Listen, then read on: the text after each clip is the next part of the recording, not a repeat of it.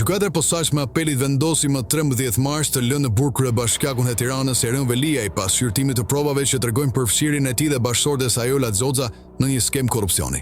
Ata akuzojnë për lidhje të palishme dhe kompani OJF që kanë përfituar kontrata dhe fonde nga Bashkia e Tiranës me përfitime që kapin mbi 1 milion euro dhe që dyshohen të jenë përdorur për pasurimin e familjes Veliaj.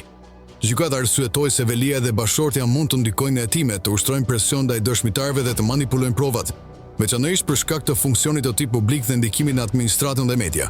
Vartës të tij janë parë të pranishëm gjatë marrjes në pyetje të Xoxës, duke ngritur dyshime për presion dhe ndërhyrje.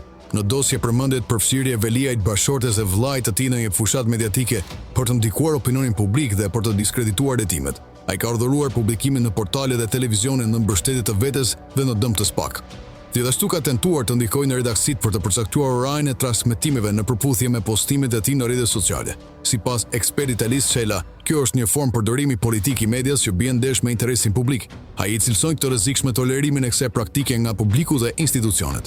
Ndërkohë, për deklaratat për një kërcënim të mundshëm ndaj Veliajt, deputeti Myslim Murizi i konsideron si ëndër të tij duke mohuar çdo përfshirje.